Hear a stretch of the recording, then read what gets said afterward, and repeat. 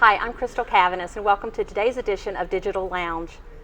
Today, General Conference delegates celebrated the success of Imagine No Malaria and the launch of Abundant Health, and Jeremy Rosado got the party started. Jeremy's a top 12 finalist with American Idol, and he lent his voice to a song, Able, a song that was commissioned by United Methodist Communications as a gift to all United Methodists. Jeremy, welcome. Thank you so much for having me.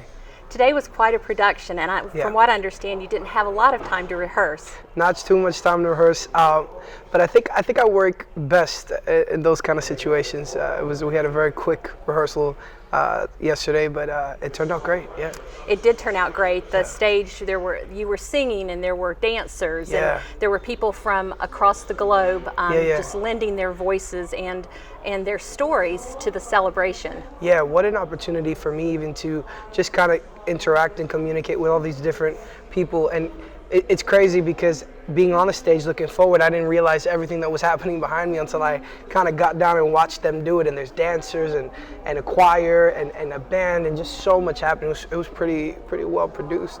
It was a big celebration. And from what I understand, you aren't even United Methodist. So how did you get involved with this event? I'm a non-denominational Christian boy, but Christian young man. Not boy.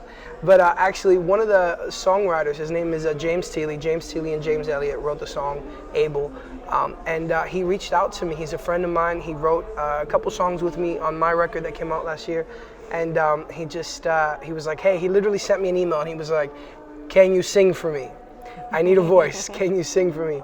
And I found out what you guys were doing, the United Methodist Church, and just what you guys were doing, how you were celebrating everything that's happened over all these years in the fight against malaria, and I just knew I needed to be a part of it.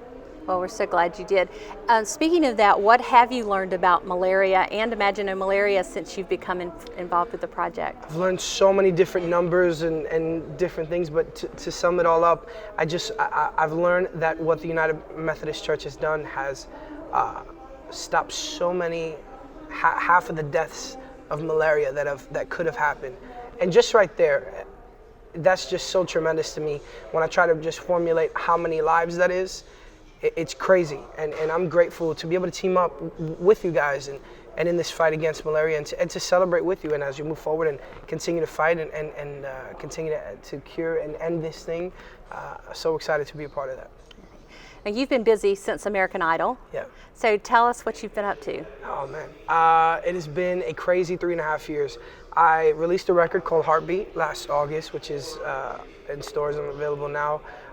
That was awesome. Took about 2 years to make. I've been on the road like a madman, been everywhere from Hamburg, Germany to California to New York to Somerset, Kentucky, just places I've never even heard of in my life. And God has really afforded me all these opportunities since Idol, since American Idol. It's really changed my life.